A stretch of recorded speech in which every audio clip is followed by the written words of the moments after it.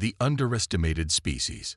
The Grand Council chamber of the Galactic Federation stretched across a dome so vast that its curved ceiling disappeared into atmospheric mist. Representatives from over 3,000 species sat in concentric rings that rose along the chamber walls like the inside of a massive geode.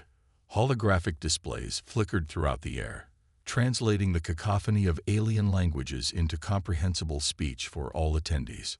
Dr. Eliza Chen stood at the central podium, a solitary human figure dwarfed by the sheer scale of alien architecture. Her palms were slick with sweat inside her formal diplomatic gloves, but her voice remained steady as she addressed the assembly. Behind her, Commander Marcus Rivera and Science Officer Tara Okonkwo maintained perfect military posture, though their eyes betrayed their awe at being the first humans to address the galactic community. Distinguished representatives of the Federation, Eliza began. Earth extends its gratitude for recognizing our achievement of faster-than-light travel and granting us this audience. A ripple of polite chittering sounds passed through the chamber. What humans would later learn was the galactic equivalent of dismissive laughter. The presiding representative, a Ziluxar with translucent skin that revealed shifting internal organs, raised a limb to quiet the assembly. The Federation acknowledges Earth's recent technological milestone. However, we must note that your species has achieved FTL travel approximately 4,000 standard cycles later than the galactic average. More chittering followed. Commander Rivera's jaw tightened, but he maintained his diplomatic composure. We understand our relative position, Eliza continued, undeterred. Earth seeks only observer status while we learn from the collective wisdom of the Federation. A representative from the Morrican Expanse, an ancient civilization known for their bioengineered bodies, leaned forward. Their voice rasped through the translator. The human brain appears remarkably primitive. Scans indicate no cybernetic enhancements, no biological engineering, not even basic quantum entanglement with their technology. This observation triggered louder laughter throughout the chamber. Eliza exchanged a glance with Tara, who gave an almost imperceptible nod. While our neural architecture may appear simple by Federation standards, Eliza responded, we believe human consciousness possesses unique properties that may interest the scientific community. All emerging species believe themselves special, rumbled a massive representative from the Keldar Coalition, their armored exoskeleton gleaming under the chamber lights. Your kind hasn't even begun to transform your solar system. You've barely touched your own moon. The Ziluxar presiding representative gestured for order. Earth will be granted provisional observer status, as is customary for pre-integration species. You may establish an embassy on Nexus Station and begin cultural exchange protocols. As the humans were escorted from the chamber, the dismissive chittering followed them like an unwelcome shadow. 6 months later, the human embassy on Nexus Station had grown from a cramped office into a sprawling complex. Dr. Chen had returned to Earth, leaving Commander Rivera as acting ambassador, while Tara led a growing team of human scientists working alongside alien researchers. Rivera stood before his office window, gazing at the massive ring structure of Nexus Station curving upward until it disappeared into the artificial atmosphere. The station served as the Federation's diplomatic hub, housing embassies from thousands of worlds. They still think we're amusing pets, he muttered as Tara entered his office, her arms filled with holographic data tablets. Let them, she replied, dropping the tablets onto his desk with an unceremonious clatter. It's working to our advantage. Their security protocols for primitive species are remarkably lax. Rivera turned from the window. Tell me you've made progress. Tara's smile was triumphant. Better than progress. We've confirmed our theory. Human neural patterns exhibit quantum resonant states that no other species in the Federation possesses, because we're not augmented. Precisely. Every other advanced civilization has enhanced their brains with technology, genetic engineering, or both. They've been optimizing their minds for thousands of years, making them more logical, more efficient, and inadvertently engineering out something important, Rivera concluded. something they don't even know they're missing. Terra activated one of the data tablets, projecting a complex neural map into the air. Human minds exist in a state of controlled chaos. Our neurons create patterns that shouldn't be mathematically possible according to Federation science. Rivera studied the projection. Have you shown this to anyone from the Federation? Not yet, but I've been cultivating a relationship with Dr. Xantol, the Arcturian neurobiologist. He's been helping me understand Federation brain mapping technology. Her air quotes made her meaning clear. I think it's time we shared some of our findings with him. Selectively. Rivera nodded slowly. Proceed, but carefully. We don't want to show our full hand too early. Dr. Xantol's laboratory occupied an entire section of the Nexus Station's research ring. The Arcturian's elongated body floated in a suspension field, his 6 limbs manipulating holographic controls with practiced precision. His species had evolved in deep space, their bodies adapted to zero-gravity environments over millions of years. Fascinating, he hummed, examining the neural data Terra had brought him. These patterns should be unstable, yet they persist in your species. A curious evolutionary anomaly. Terra maintained a carefully neutral expression. We found that these neural states allow for intuitive leaps that our logical processes couldn't reach through sequential reasoning. A compensatory mechanism for your lack of enhanced cognition, Xantol suggested, not unkindly. Naturally evolved alternatives to technological solutions. Quaint, but interesting from an anthropological perspective. Before Terra could respond, an alarm blared throughout the station. Red emergency lights pulsed along the walls and ceiling. What's happening? She asked as Xantol rapidly accessed his communication terminal. The Arcturian's normally blue complexion paled to almost white. Dimensional anomalies are forming throughout Federation space. Hundreds of them, simultaneously. Station-wide announcements called all scientific personnel to emergency stations. Xantol gestured for Terra to follow him to the central command hub, where representatives from dozens of species were gathering before massive display screens. The screens showed star maps with expanding red zones marking affected areas. Terra recognized the patterns immediately. They weren't random. The anomalies formed a geometric lattice across Federation space. The presiding representative of the Grand Council appeared on the central screen. We face an unprecedented crisis.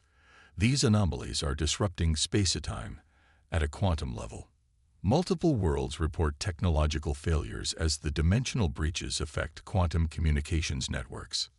Scientists called out theories and suggestions, their voices overlapping in desperation. Federation technology relied heavily on quantum entanglement for everything from communication to power distribution. If those systems failed, trillions of lives were at risk. Terra studied the pattern of anomalies, her mind making connections that she couldn't yet articulate. The seemingly random quantum fluctuations reminded her of something. She gasped as realization struck. Pulling up her personal data device, she compared the anomaly pattern to her human neural mapping studies. The correlation was unmistakable. Ambassador Rivera, she called through her communicator, I need you at the command hub immediately. And bring the prototype. When Rivera arrived 20 minutes later, carrying the sealed container, the situation had deteriorated further. The anomalies were growing, consuming entire star systems. The Federation's best minds can't agree on a solution. Terra explained rapidly. Their quantum technology is actually making the problem worse. Every attempt to close the anomalies with conventional methods causes them to grow faster. Rivera set the container on a nearby console. Explain quickly. The anomalies are displaying pattern recognition similar to human neural maps. It's like they're alive, responding to the Federation's attempts to destroy them by learning and adapting. She lowered her voice. I think we can communicate with them using the quantum neural interface. Rivera's eyes widened. The QMNI isn't ready for field testing. It's barely functioning in controlled environments. It's our only option, Terra insisted. Their technology can't solve this because it's too logical, too predictable. We need the chaotic resonance that only human minds can generate. After a moment's hesitation, Rivera nodded and turned to address the gathered representatives. The Earth delegation may have a solution. The announcement was met with dismissive glances until Xantol floated forward. Let them speak. Conventional approaches are failing. Rivera opened the container, revealing what looked like a simple metal circlet. This is a quantum neural interface designed to allow direct communication between human consciousness and quantum systems. Primitive neural technology, scoffed a Morrican representative. We abandoned such crude approaches millennia ago. With respect, Terra countered. What you abandoned may be exactly what we need now. The anomalies are responding to your technology like antibodies against a virus. They recognize pattern and logic, but human neural patterns may appear as background noise to them. The debate raged for precious minutes until the Zilixar presiding representative silenced all objections. We have no alternatives. Proceed with your attempt, humans. Terra took the QNI from Rivera and placed it on her head. I'll need direct access to your main quantum communication array. As Federation technicians reluctantly granted her access to their systems, Terra prepared herself for what came next. The QNI had never been tested at this scale.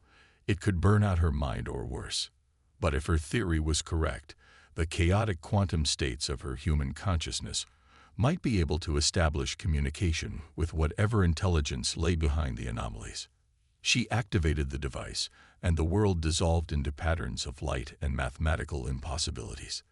The resonance protocol. Terra's consciousness expanded beyond her body, flowing outward through the Federation's quantum network. The sensation was overwhelming, like being everywhere and nowhere simultaneously. Her human mind struggled to process the experience, searching for familiar patterns in an ocean of quantum data. Through this cacophony of information, she began to sense something else, a presence within the anomalies, curious and ancient. It didn't communicate with language, but with mathematical concepts and emotional resonances that bypassed logical thought. In the command hub, Rivera watched Terra's motionless form with growing concern. The QNI circlet on her head glowed with increasing intensity, and monitoring equipment showed her brain activity spiking beyond safe levels. Her neural patterns are destabilizing, warned a Federation medical officer. We should terminate the connection.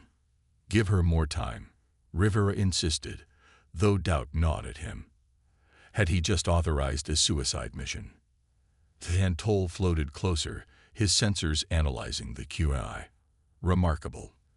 The device is creating quantum entanglement states that mirror her neural activity.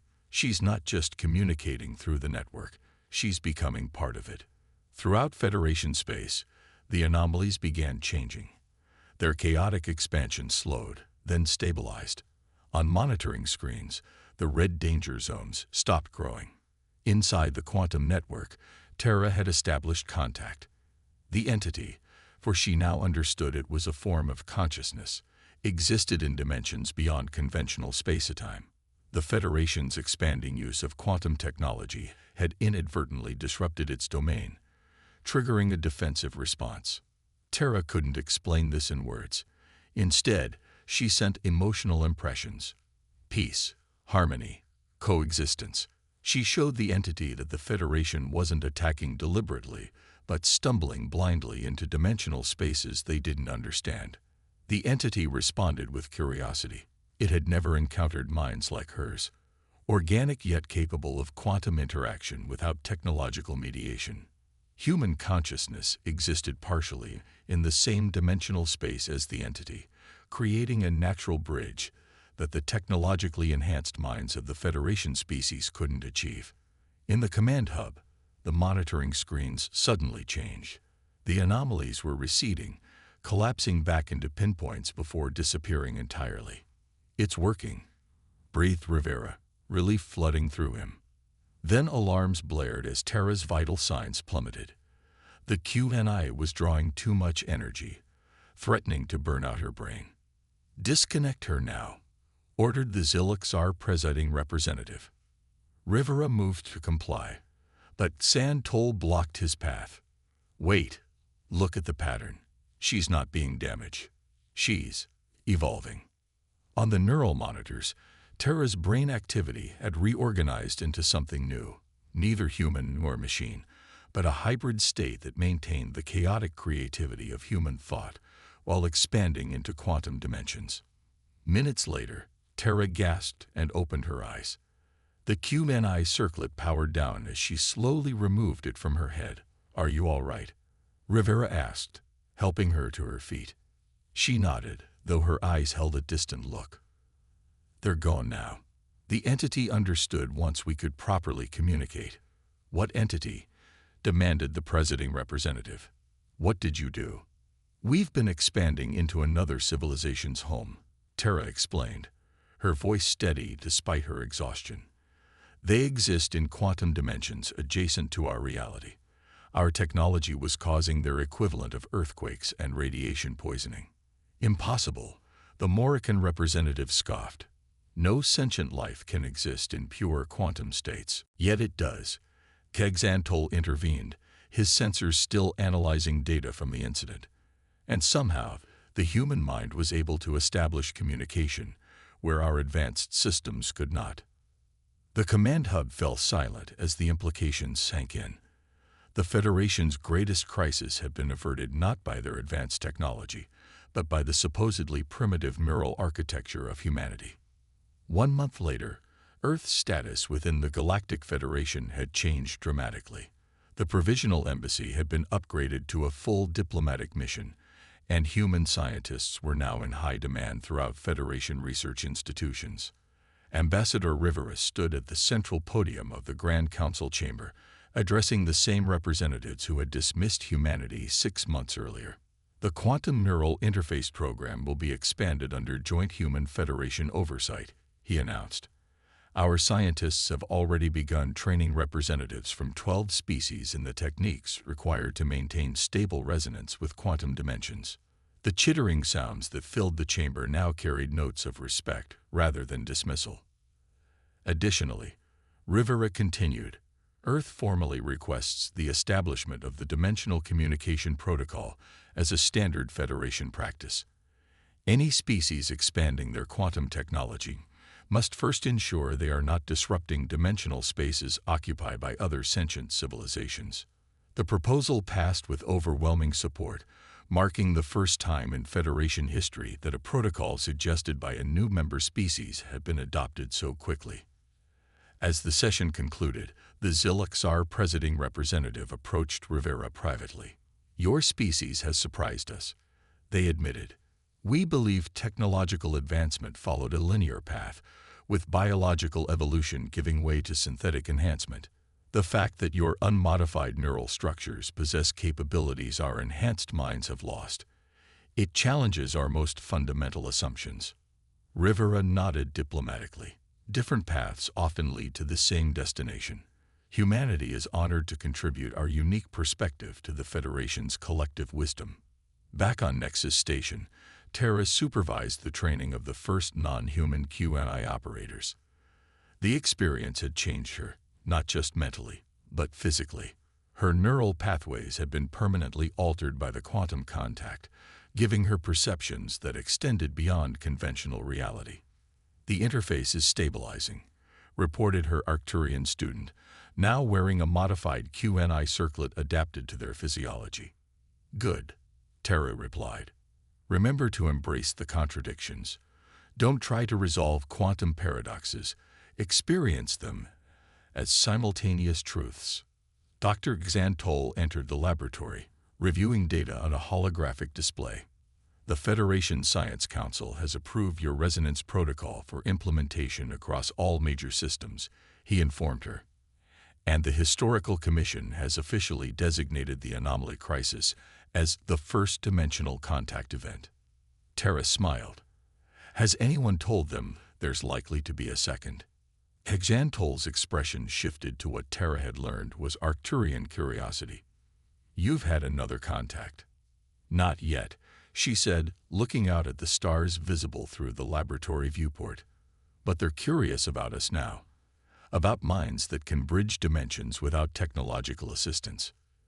You believe they'll initiate contact. I know they will. Tara touched her temple, where occasional quantum echoes still resonated through her consciousness. They've been watching us for millennia, waiting for a species that could perceive them. Humanity's primitive neural architecture might be the most advanced technology in the galaxy. We just didn't know it until now. Across Federation space, scientific paradigms were shifting.